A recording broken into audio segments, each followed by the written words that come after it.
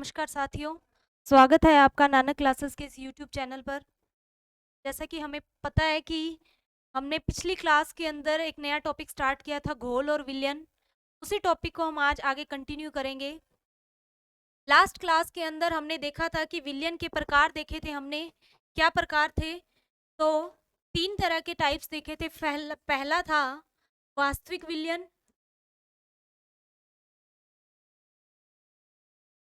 Second हमने पढ़ा था कोलाइडल सॉल्यूशन,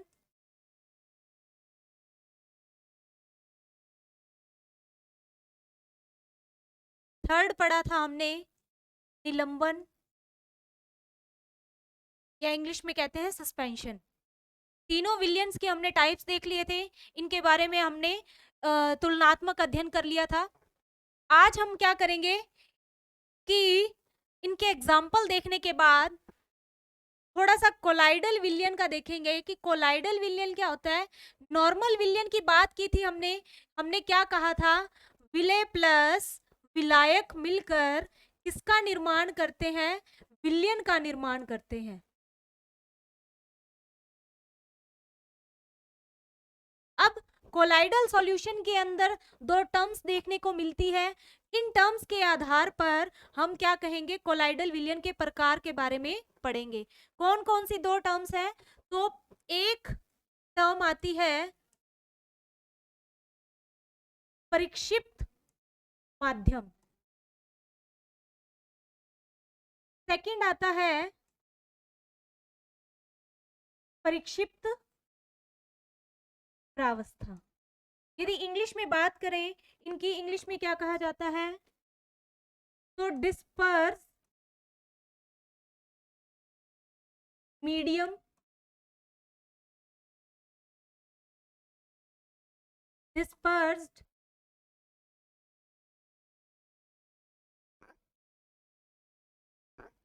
डिस्पर्स्ड मीडियम और डिस्पर्स फेज। ये दो टर्म जो है कोलाइडल विलयन के अंदर देखने को मिलती है। क्या मतलब है इनका? तो माध्यम क्या होता है? यदि हम फर्स्ट की बात करें, परिक्षिप्त माध्यम, माध्यम मतलब मीडियम। तो प्रक्षिप्त माध्यम या मीडियम क्या होता है? जो ज्यादा मात्रा में होता है।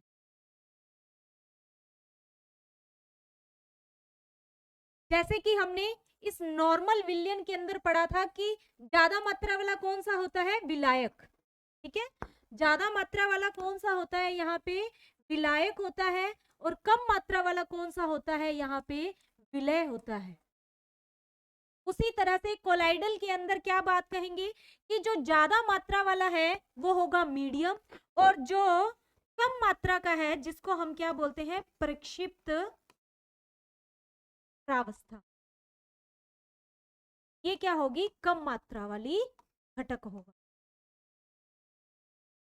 ठीक है, हम कहें कि कोलाइडल विलयन जो होते हैं इनमें दो घटक होंगे। एक घटक होगा जिसको हम क्या कहते हैं? प्रक्षिप्त माध्यम, या हम कहेंगे डिस्पर्स्ड मीडियम, जो कि ज्यादा मात्रा के अंदर होगा। जबकि जो दूसरा घटक होता है जिसे हम कहते हैं प्रक्षिप्त प्रावस्था, और जो क्या होगा? कम मात्रा के अंदर उपस्थित होता है। अब जैसे कि एग्जाम्पल देखें, तो मैं आपके सामने नानक क्लासेस के द्वारा आपको अपना कंटेंट दे रही हूँ।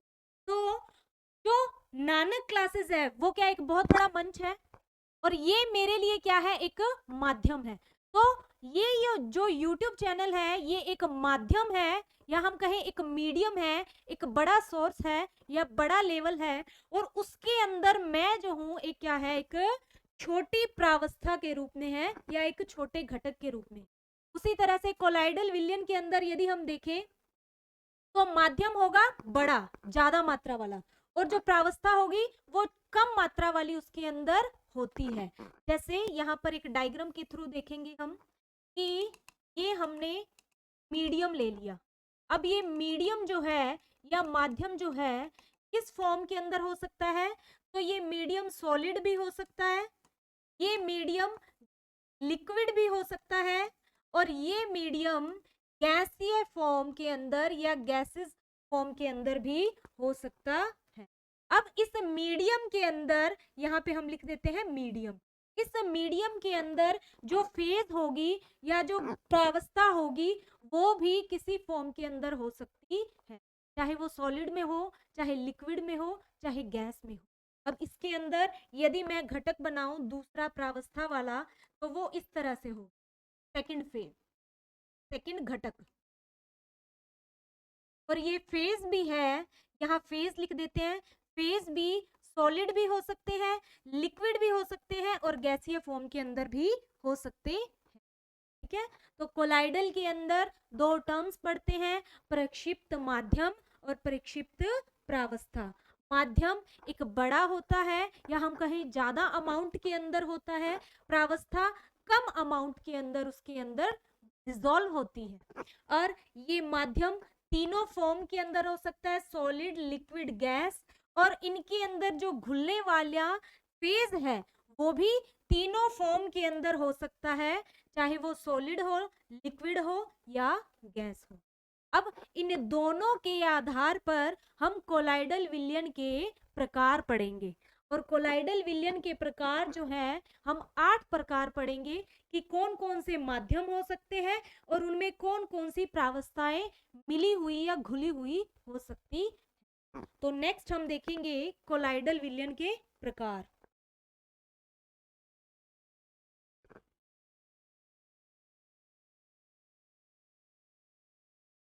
तो आगे हम देखेंगे कोलाइडल विलयन के प्रकार। कोलाइडल विलयन के प्रकार जो है, ये हमारे पास एक टेबल है, 8 प्रकार हैं कोलाइडल सॉल्यूशन के। यहाँ पर हमने ये आठों के नाम लिखे हुए हैं और ये है हमारे पास किन के बेसिस पे ये कोलाइडल सॉल्यूशन के टाइप्स हैं। तो हमारे पास दो टर्म हमने पीछे पढ़ी थी, पहली थी प्रक्षिप्त माध्यम एंड सेकंड इज प्रक्षिप्त प्रावस्था। माध्यम क्या होगा, ज्यादा मात्रा वाला, प्रावस्था क्या होगी, कम मात्रा वाली। अब यहाँ पर माध्यम, प्रावस्था और ये इनके क्या है, एग्जाम्पल्स हैं। यहाँ पर हम देखेंगे फर्स्ट जो टाइप है एरोसोल। एरोसोल के अंदर क्या होगा, एयर, नाम के अंदर है एयर, मतलब यहाँ पर जो माध्यम होगा वो कौन सा होगा, एयर का होगा। Air in the sense science में उसको कहेंगे गैसीय माध्यम होगा। अब गैस है, यह माध्यम है तो एक्सेस अमाउंट के अंदर है, या ज्यादा मात्रा में होगा। और उसके अंदर जो प्रावस्था होगी वो किस फॉर्म के अंदर होगी, लिक्विड फॉर्म के अंदर होगी या लिक्विड स्टेट के अंदर होगी। तो कहने का मतलब जब गैस के अंदर लिक्विड या द्रव के मॉलिक्यूल्स आ जाते हैं या हम कहें कण आ जाते हैं तो क्या निर्माण होता है, उससे एरोसोल बनता है। और इसी के एग्जाम्पल देखेंगे कोहरा, बादल और कुहासा। ये जो है किसके एग्जाम्पल्स हैं, एरोसोल के एग्जाम्पल। नेक्स्ट देखेंगे फिर एरोसोल। तो यहाँ पे हम देखेंगे कि गैसीय माध्यम है, उसमें ठोस के कण है और उदाहरण है धुआं, वाहनों का धुआं, क्योंकि गैस के अंदर छोटे छोटे जो कण होते हैं सॉरी कण होते हैं वो सॉलिड फॉर्म के अंदर होते हैं। अब तीसरा हम देखेंगे फॉर्म। फॉर्म जो है या हम कहें फॉर्म किससे मिलकर बना है, इसमें माध्यम क्या आएगा, हमारा द्रव, और प्रावस्था आएगी गैस। द्रव के अंदर या लिक्विड के अंदर जब गैस के कण होते हैं तो किसका निर्माण होता है, सबसे बेस्ट एग्जांपल है झाग। झाग देखोगे आप क्या होगा, लिक्विड, और उसके अंदर छोटे छोटे एयर्स के या हम कहें एयर के बबल्स होते हैं, तो किसका निर्माण होता है, झाग का निर्माण। नेक्स्ट एग्जांपल इमल्शन, हिंदी में कहते हैं इसे पायस। पायस क्या होता है कि जब दो द्रव जो होते हैं आपस में मिक्स किए जाते हैं या हम कहें मिसिबल होते हैं तो पायस का निर्माण होता है। यहाँ पे एग्जांपल है दूध प्लस दूध और तेल। सोल, सोल जो है यहाँ पे आप देखोगे सोल में नेक्स्ट क्या है, द्रव, माध्यम लिया द्रव, द्रव के अंदर ठोस के कण, और इसका एग्जाम्पल होगा मिल्क ऑफ मैग्नीशिया, कीचड़ या स्याही। आप देखोगे कि जब पानी के अंदर रेत के कण आ जाते हैं तो हम कहेंगे पानी के अंदर जैसे ही रेत के कण होंगे, रेत के कण किस फॉर्म में है, सॉलिड फॉर्म में, और सॉलिड फॉर्म के अंदर होने के कारण किसका निर्माण हो जाता है, कीचड़। अब ये तीनों के अंदर देखोगे आप, माध्यम क्या है, सेम है। यहाँ पे माध्यम क्या है, सेम माध्यम है। और इनके अंदर जो फेज है वो एक बार गैसीय फॉर्म में आई है, फिर द्रव के फॉर्म में आई है, फिर सॉलिड के फॉर्म में आई है। अब नेक्स्ट देखेंगे फॉर्म, जेल और ठोस, सोल। यहाँ पर हम माध्यम जो लेंगे तीनों ही क्या ले लेंगे, सॉलिड फॉर्म वाले लेंगे। और इनके अंदर प्रावस्था लेंगे, एक बार गैस को, फिर द्रव को, फिर ठोस को। जब ठोस के अंदर गैस होती है तो स्पंज, रबर या प्यूमिक फॉर्म का निर्माण होता है। और जेल जो है, जेल कैसे बनता है या जेल का प्रकार कैसे है, जब सॉलिड में द्रव मिक्स हो जाता है तो जेली, पनीर, मक्खन। ठोस सोल है, यहाँ पे ठोस के अंदर ठोस को जब मिक्स किया जाता है, मिश्रण बनाते हैं, तो रंगीन पत्थर, रूबी ग्लास, ये इनकी क्या है, एग्जाम्पल है। अब यहाँ पर आपने देखा होगा कि एक बार गैस ले ली, द्रव ले लिया और ठोस ले लिया। यहाँ पर भी एक बार गैस, द्रव, ठोस। लेकिन ऊपर का जो एग्जाम्पल है हमने लिया है, जिसमें हमने एरोसोल वाले एग्जाम्पल देखे, तो इसमें एक बार द्रव, दूसरी बार ठोस। लेकिन इसमें आपने देखा होगा तीसरा ऑप्शन गैस का नहीं लिया। मतलब यहाँ पर तीसरा एक, इस तरह से कहें कि गैस में, गैस का कोई भी कोलाइडल प्रकार नहीं देखा। तो ये जो है कोलाइडल टाइप नहीं होता है, क्योंकि जब गैस में गैस मिक्स होती है तो वो कैसा मिश्रण बन जाता है, समांगी मिश्रण बन जाता है। और यह जो है कौन से एग्जाम्पल में काउंट होता है, वास्तविक विलयन में। किसमें काउंट होगा, तो रियल सॉल्यूशन के अंदर इसको एग्जाम्पल में लिया जाता है। ठीक है, तो गैसीय विलयन जो होते हैं या गैसीय मिश्रण जो होते हैं वो कोलाइडल का टाइप ना होकर के रियल सॉल्यूशन का उदाहरण होता है। क्योंकि जब गैस में गैस मिक्स होती है तो वो एक दूसरे में पूरी तरह से मिक्स हो जाती है, समांगी मिश्रण बना लेती है। तो ये हमने पढ़े थे यहाँ पर कोलाइडल विलयन के प्रकार। नेक्स्ट हम देखेंगे जो मिश्रण बनते हैं, इनके मिश्रण को या मिश्रण के घटकों को पृथक करने की विधियां। हेडिंग डालेंगे मिश्रण के घटकों को पृथक करने की विधियां।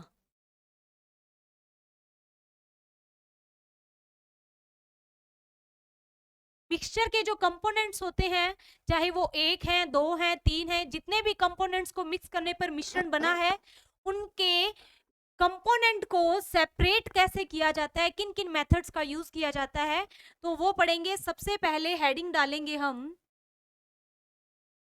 पहली विधि यहां पे लिख लेंगे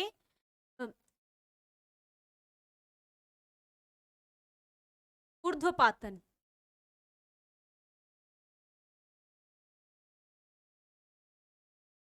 सब्लिमेशन। अब ऊर्ध्वपातन विधि या ऊर्ध्वपातित विधि कब यूज की जाती है, सब्लिमेशन, जब दो ऐसे पदार्थ मिक्स हो जिनमें हम कहें एक तो ऊर्ध्वपातन होने वाला हो,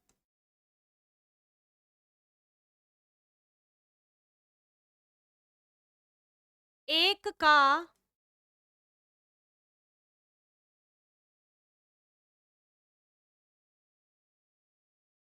व दूसरे का ऊर्ध्वपातन न हो। और ऊर्ध्वपातन होता क्या है, कुछ पदार्थ हम कहें अपनी सॉलिड फॉर्म से या ठोस अवस्था से सीधा किस में आ जाते हैं, गैसीय फॉर्म के अंदर आ जाते हैं। और इस पदार्थों को क्या कहते हैं, ऊर्ध्वपातित पदार्थ कहते हैं। और यह प्रोसेस जो है ऊर्ध्वपातन कहलाती है।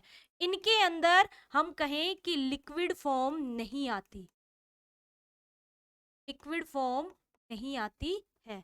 कि सॉलिड को जैसे ही हीट मिलेगी, टेम्परेचर बढ़ेगा, तो ये लिक्विड में आने की बजाय सीधा गैसीय फॉर्म के अंदर आ जाता है। उसको बोलते हैं सब्लिमेशन, और ऐसे पदार्थों को बोलते हैं ऊर्ध्वपातित पदार्थ। अब जब ऐसे दो पदार्थ मिक्स हैं जिनमें एक का ऊर्ध्वपातन हो और दूसरे का न हो, तो इनको अलग किस विधि से किया जाता है? तो ऊर्ध्वपातन से। अब इनके एग्जाम्पल देखेंगे तो कौन से एग्जाम्पल्स होते हैं? फर्स्ट हम लिखते हैं कपूर प्लस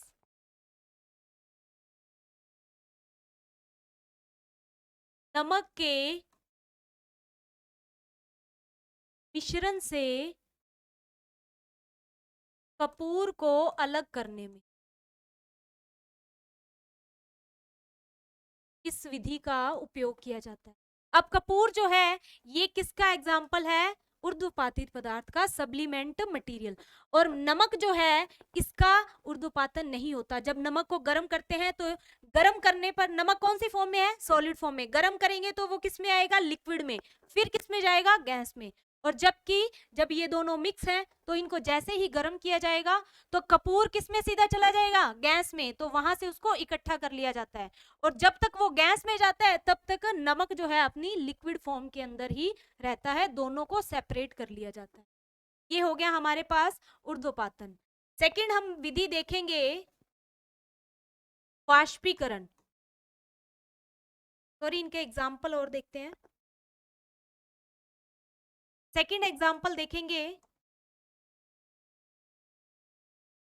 नमक प्लस अमोनियम क्लोराइड का मिश्रण।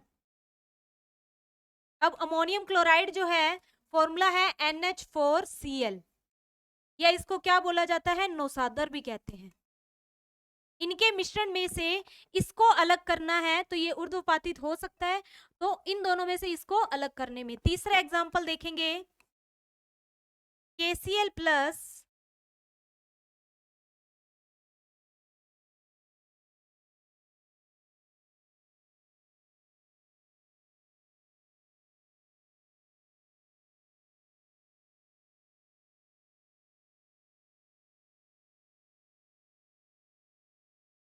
तो ये एग्जाम्पल्स हो गए हमारे पास ऊर्ध्वपातन के। और ऊर्ध्वपातन के बारे में डिटेल में हमने पिछली जो पहला टॉपिक पूरा हुआ है वहां पर पढ़ा हुआ है विद एग्जाम्पल्स। ये हो गया पहला मेथड। नेक्स्ट मेथड देखेंगे हम वाष्पीकरण।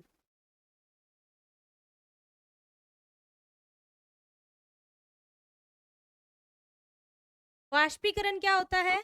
जब सॉलिड के अंदर, या हम कहें लिक्विड से, एक जो पदार्थ हो सॉलिड फॉर्म में हो और एक लिक्विड हो, लिक्विड से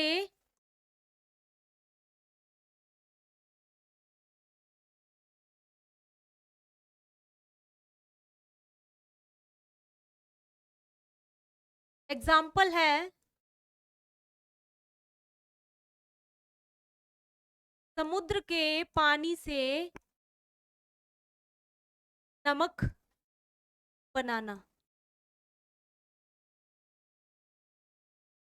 अब क्या होता है, हम देखेंगे कि जैसे समुद्र का पानी होता है उससे जब नमक तैयार किया जाता है तो पानी को अलग अलग क्यारियों में भर के रख लिया जाता है, और उन क्यारियों में जैसे ही सूर्य का प्रकाश पड़ता है तो जो पानी होता है वो इवेपोरेट हो जाता है, या हम कहें वाष्पीकरण की प्रक्रिया हो जाती है। पानी भाप बनकर ऊपर उड़ जाता है और उसके अंदर केवल नमक रह जाता है। यह प्रक्रिया है वाष्पीकरण की।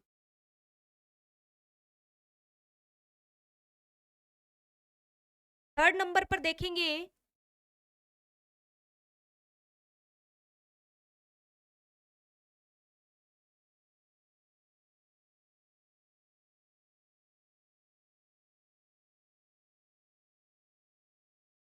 अवसादन व निस्तारण।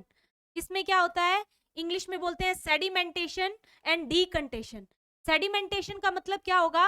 मान लीजिए किसी लिक्विड के अंदर कुछ ऐसा सॉलिड घुला हुआ है जो उसमें घुलनशील नहीं है, उसको अलग करना है तो इस विधि का उपयोग किया जाएगा। यहां लिखेंगे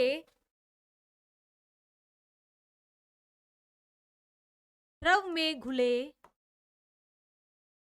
हुए अघुलनशील ठोस को अलग करने में।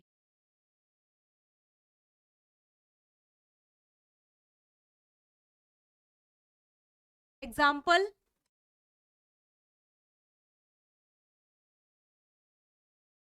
पानी प्लस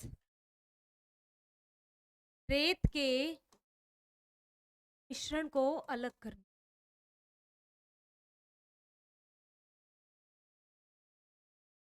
अवसादन क्या होता है? जैसे मान लीजिए किसी बीकर के अंदर पानी है और उस पानी के अंदर रेत घुली हुई है, आप उस बीकर को थोड़ी देर के लिए रेस्टिंग स्टेज पर छोड़ देंगे तो वो रेत जो है नीचे सेटल डाउन हो जाती है, बैठ जाती है। इस प्रक्रिया को बोला जाता है अवसादन या सेडिमेंटेशन। अब उस ऊपर जो साफ पानी है उसको आप एक अलग कंटेनर के अंदर निथार लो या अलग कंटेनर के अंदर डाल लो, उसको बोला जाता है निस्तारण। तो यह प्रक्रिया होती है द्रव में घुले हुए अघुलनशील ठोस को अलग करने के अंदर। 4th नंबर पर देखेंगे,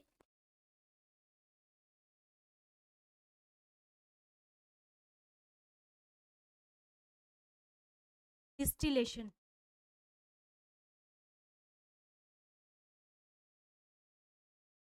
डिस्टिलेशन हिंदी में कहते हैं आसवन। डिस्टिलेशन मेथड कब यूज किया जाता है? जब दो घुलनशील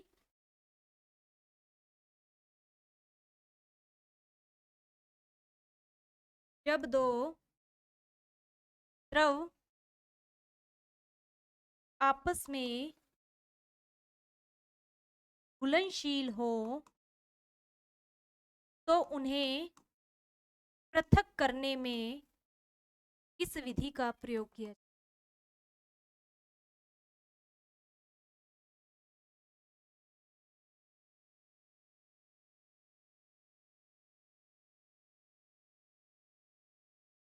एग्जाम्पल के तौर पर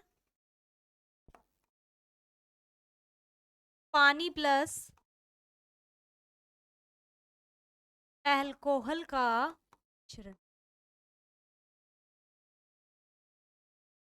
सेकंड एग्जाम्पल लिख लेंगे, पानी प्लस एसीटोन का मिश्रण। अब अवसादन या आसवन या डिस्टिलेशन मेथड क्या होता है? जब दो लिक्विड ऐसे हैं जो एक दूसरे में मिसिबल हैं, पूरी तरह से मिश्रणीय है, घुलनीय है, आप उनको छान कर अलग नहीं कर सकते, तो पर हमने उनको अलग अलग करना है। तो लैब के अंदर एक एपरेटस लगता है या उपकरण लगता है जिसको डिस्टिल जो अपरेटस या उपकरण कहते हैं। उस उपकरण के अंदर क्या होता है कि पानी लिया और उसमें आपने अल्कोहल मिक्स कर दिया। अब आप उस मिश्रण को गर्म करोगे, गर्म करने पर क्या होगा? हमें पता है पानी कब उबलना स्टार्ट होता है, तो हमें पता है कि 100 डिग्री पर, ठीक है, 100 डिग्री पर। और अल्कोहल जो है ये इससे कम डिग्री सेंटीग्रेड पर उबलना स्टार्ट हो जाता है। तो पहले कौन सा उबलेगा? अल्कोहल। अल्कोहल जैसे ही उबलता है उसकी भाप बनती है, उस भाप को एक कंडेंस नलिका के द्वारा एक अलग बीकर के अंदर इकट्ठा कर लिया जाता है। जब तक अल्कोहल से पूरी भाप बनकर अल्कोहल अलग होता है तब 100 डिग्री सेंटीग्रेड टेम्परेचर आता है, और जिसके बाद हम पानी को क्या कर सकते हैं? अलग कर सकते हैं। तो एपरेटस का एक डायग्राम देखेंगे हम। ये रहा। यहाँ पर क्या होगा? हमने हीट दी है और इसके अंदर मिश्रण भरा हुआ है, ठीक है। अब इस मिश्रण के अंदर ये फ्लास्क है, यहाँ पर थर्मामीटर लगा हुआ है और यहाँ पर क्या होता है? कंडेंसर लगा होता है। कंडेंसर का काम क्या होता है? जो भाप बन रही है उसको ठंडा करके पानी के बूंदों के रूप में अलग क्या कर लेना? एक बीकर के अंदर ले लेना। जैसे ही यहाँ पर हमने ले लिया पानी प्लस अल्कोहल, अल्कोहल का समथिंग 78 डिग्री सेंटीग्रेड टेम्परेचर होता है बॉइलिंग पॉइंट, और इसका 100 डिग्री सेंटीग्रेड होता है। यहाँ थर्मामीटर लगा होता है, जैसे ही हीट देंगे यहाँ 78 डिग्री सेंटीग्रेड टेम्परेचर आएगा, यहाँ में अल्कोहल उबलना स्टार्ट हो जाएगा, अल्कोहल से भाप बनेगी, यह भाप इस नली के द्वारा यहाँ आएगी और ये नली के अंदर कंडेंसर होता है, इस कंडेंसर से उस भाप को भाप को लिक्विड फॉर्म के अंदर या बूंदों में कन्वर्ट कर दिया जाता है और यहाँ से ये अल्कोहल एक सेपरेट बीकर के अंदर इकट्ठा कर लिया जाता है। यहाँ हमारे पास क्या बच जाएगा, पानी बच जाता है। इसी के बाद हम देखेंगे आसवन के अंदर एक और टाइप है इसका, प्रभाजी आसवन। अब प्रभाजी आसवन कब यूज किया जाता है, इसको बोलते हैं फ्रैक्शनल डिस्टिलेशन।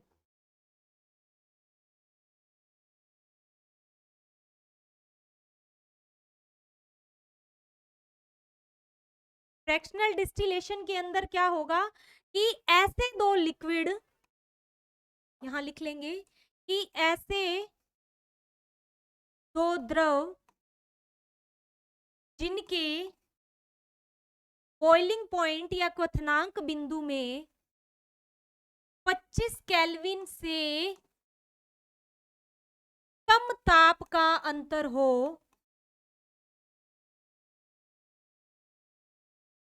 तब इस मेथड का यूज किया जाता है। तब इस मेथड का किया जाता है।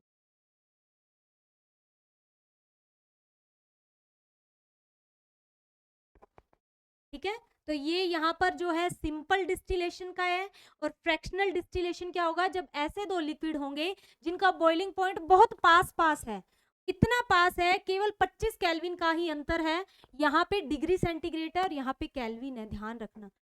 से भी कम ताप का अंतर हो तो वहां पर फ्रैक्शनल डिस्टिलेशन को यूज किया जाता है। अब नेक्स्ट हम देखेंगे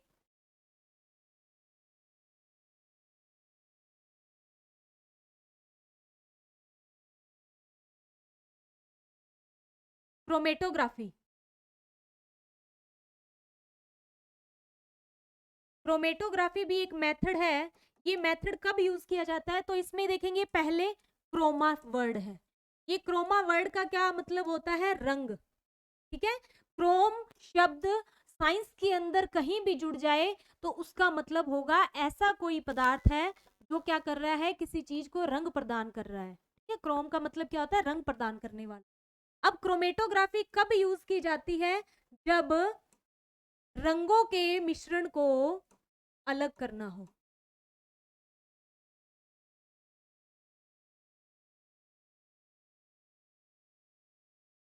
मान लीजिए कोई मिश्रण ऐसा है जिसमें 2 या 3 पिगमेंट आपस में मिक्स किए हुए हैं, घुले हुए हैं, तब क्रोमेटोग्राफी यूज किया जाता है। क्रोमेटोग्राफी जो मेथड है, इसमें ये एग्जांपल लिखे इसका, तो ब्लड से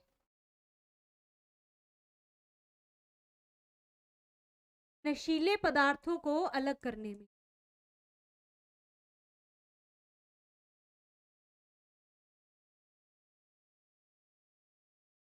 सेकंड एग्जांपल है डाई के रंगों को अलग करने में।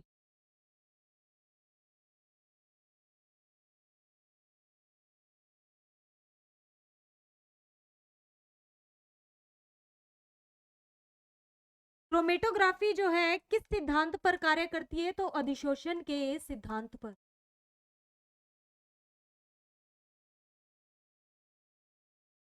अधिशोषण को इंग्लिश में बोलते हैं एड्सॉर्प्शन।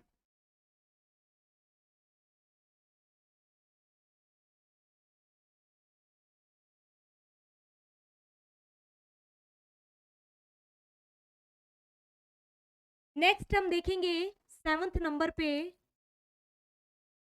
सेंट्रीफ्यूगेशन।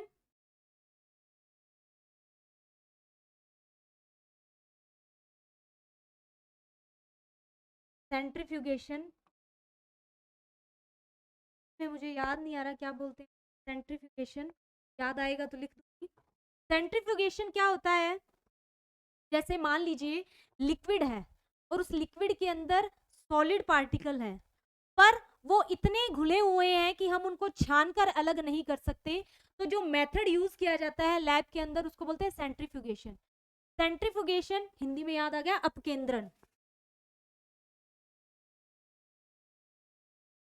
ठीक है, तो हम यहाँ लिखेंगे द्रव में घुले हुए ऐसे सॉलिड के कण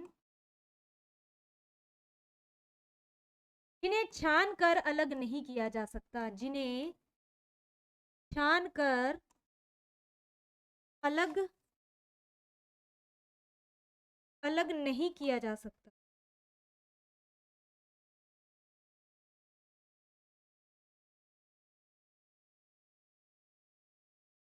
तो उनके लिए मेथड यूज किया जाता है अपकेंद्रण। फॉर एग्जाम्पल हमारा ब्लड है, ब्लड के अंदर हमें पता है प्लाज्मा भी होता है और उसके अंदर कणिकाएं भी होती हैं, आरबीसी, डब्ल्यूबीसी और प्लेटलेट्स। क्या हम उस ब्लड को छान ले तो उसमें से क्या डब्ल्यूबीसी, आरबीसी और ये सब चीजें अलग हो जाएंगी? नहीं है। तो उनको अलग करने के लिए हम किस मेथड का यूज करते हैं, या जहां पर लैब के अंदर ब्लड की जांच होती है, किसका यूज किया जाता है? सेंट्रीफ्यूगेशन मेथड का यूज किया जाता है। तो यहाँ पे हम लिखेंगे इस मेथड के अंदर क्या होता है, एक मतलब जिस पदार्थ को आपने अलग करना है को एक बिग टेस्ट ट्यूब के अंदर ले लिया जाता है। उस टेस्ट ट्यूब को एक मशीन होती है जिसको ऑटोक्लेव सेंट्रीफ्यूगेशन मशीन होती है, उसके अंदर रख दिया जाता है। उस मशीन को घुमाया जाता है। घुमाने से क्या होता है, उसके अंदर जो भारी पार्टिकल्स हैं वो नीचे बैठ जाते हैं और जो हल्के पार्टिकल्स हैं वो क्या हो जाते हैं, ऊपर रह जाते हैं। और ऊपर से उनको क्या कर लिया जाता है, अलग कर दिया जाता है। यहाँ पे एग्जाम्पल लिख ले इनके, यहाँ लिख लेते हैं। इस मेथड में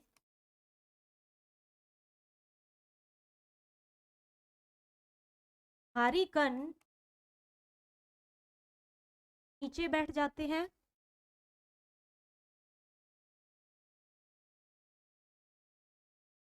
और हल्के कण ऊपर रह जाते हैं।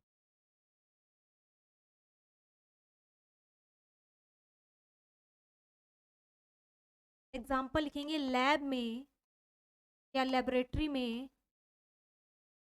ब्लड व यूरिन की जांच इसी मेथड से की जाती है। सेकेंड, मक्खन इसी टेक्निक से निकाला जाता है या इसी मेथड।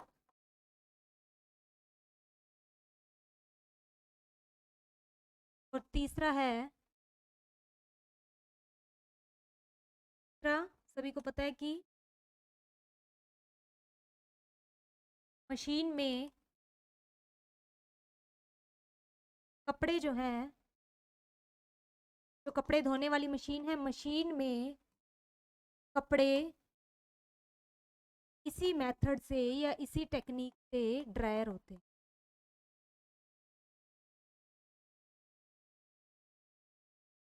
ये वो ड्रायर जो घूमता है ना, उसमें क्या होता है, जो पानी होगा वो भारी होने के कारण नीचे से जो छेद होते हैं, होल्स होते हैं, वहां से निकल जाता है।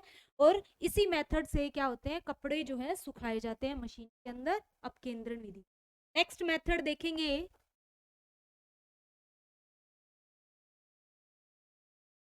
फिल्ट्रेशन, छानना। सबसे मतलब फेमस मेथड है फिल्ट्रेशन। फिल्ट्रेशन में क्या होगा, किसी लिक्विड में, द्रव में ऐसे पार्टिकल हैं सॉलिड, ऐसे सॉलिड पार्टिकल जो छान कर अलग हो जाते हैं।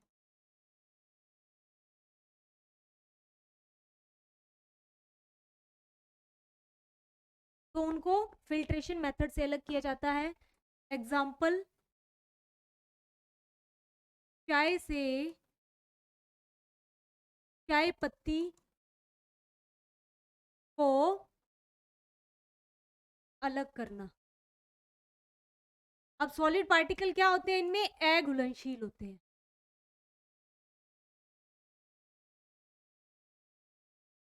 ठीक है, लिक्विड के अंदर ऐसे सॉलिड पार्टिकल जो अघुलनशील होते हैं उनको छान कर अलग किया जा सकता है। चाय से चाय पत्ती को अलग करना, किडनी के द्वारा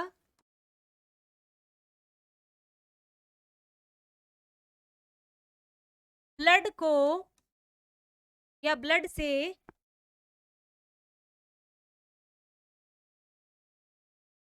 अशुद्धियों को फिल्टर करना।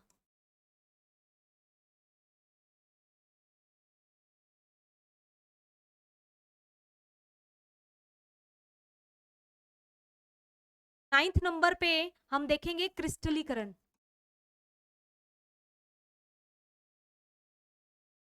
क्रिस्टलीकरण मेथड जो है इसमें क्या होगा, अशुद्ध नमूने से शुद्ध नमूना या क्रिस्टलीय फॉर्म में पदार्थ को प्राप्त करना, क्रिस्टलीय फॉर्म में पदार्थ को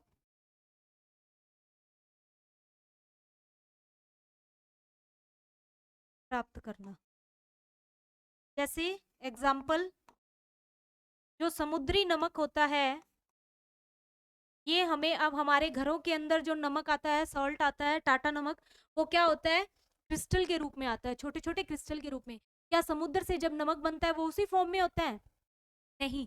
तो किसी अशुद्ध नमूने से हम क्या करें, शुद्ध नमूना या फिर क्रिस्टल के रूप में प्राप्त करें, उसको क्या कहते हैं, क्रिस्टलीकरण कहते हैं।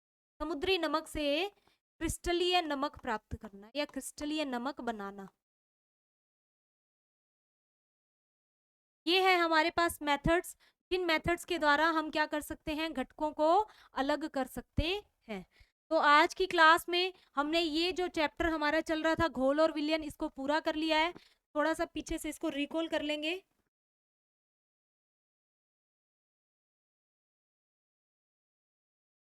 घोल और विलयन हमने देखा था, 3 टाइप्स हमने पहले पढ़ लिए थे। कोलाइडल के अंदर 2 टर्म्स थी, प्रक्षिप्त प्रावस्था और प्रक्षिप्त माध्यम। अब यहाँ पर हमने इन दोनों के बेसिस पे क्या किया था, कोलाइडल विलयन के प्रकार देखे थे। प्रकार 8 आए थे। यहाँ पे माध्यम लिया, गैस गैस, और इसमें द्रव ठोस, और इनके ये एग्जाम्पल देख लिए थे। नेक्स्ट हमने देखा था कि मिश्रण के घटकों को पृथक करने की विधियां कौन कौन सी हैं। तो पहला है ऊर्ध्वपातन। यहाँ में क्या होगा कि एक पदार्थ तो ऊर्ध्वपातित हो सकता है, दूसरा नहीं हो सकता। तो इनको जब गर्म किया जाता है, गर्म करने पर एक जो पदार्थ या घटक होगा, ये अपने सॉलिड से सीधा गैस में चला जाता है, और दूसरा जो है सॉलिड से किस फॉर्म में रहता है, लिक्विड के अंदर। ये इनके एग्जाम्पल्स हैं। नेक्स्ट हम देखेंगे वाष्पीकरण। लिक्विड से सॉलिड को जब अलग किया जाता है तो वाष्पीकरण से, समुद्र के पानी से नमक बनाना। अवसादन व निस्तारण, जिसको क्या बोलते हैं, सेडिमेंटेशन और डीकंटेशन। इसमें क्या होगा कि द्रव के अंदर जब ऐसी अघुलनशील ठोस होंगे जिनको हमने अलग करना है, तो इस विधि का उपयोग किया जाता है, पानी प्लस रेत के मिश्रण को अलग किया। डिस्टिलेशन या आसवन, जब दो द्रव ऐसे घुले हुए हों, आपस में मिसिबल हों, जिनको छानकर अलग नहीं किया जा सकता, तब मेथड कौन सा यूज होता है, डिस्टिलेशन होता है। एग्जाम्पल पानी प्लस एल्कोहल।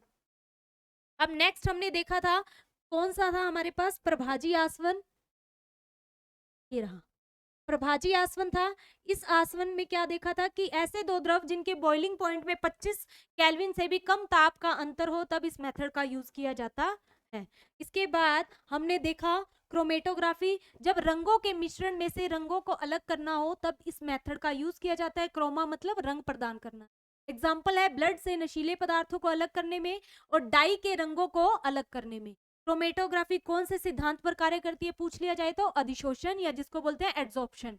सेंट्रीफ्यूगेशन या अपकेंद्रण कब होता है, जब द्रव के अंदर ऐसे सॉलिड पार्टिकल्स घुले हुए हों जिनको छानकर अलग ना किया जा सके, तो लैब के अंदर सेंट्रीफ्यूगेशन मेथड का उपयोग किया जाता है।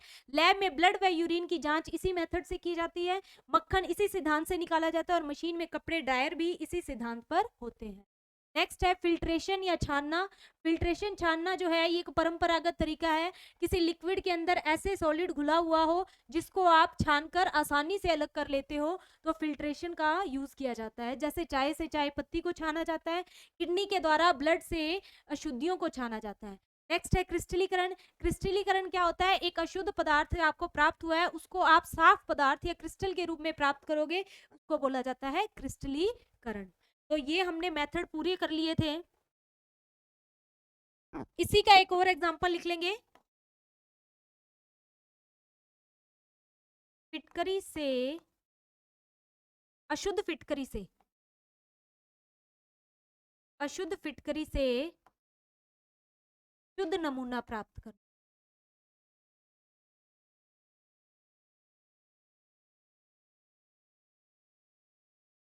आज की क्लास में ये टॉपिक पूरा हो गया है, कल हम नए टॉपिक के साथ। धन्यवाद।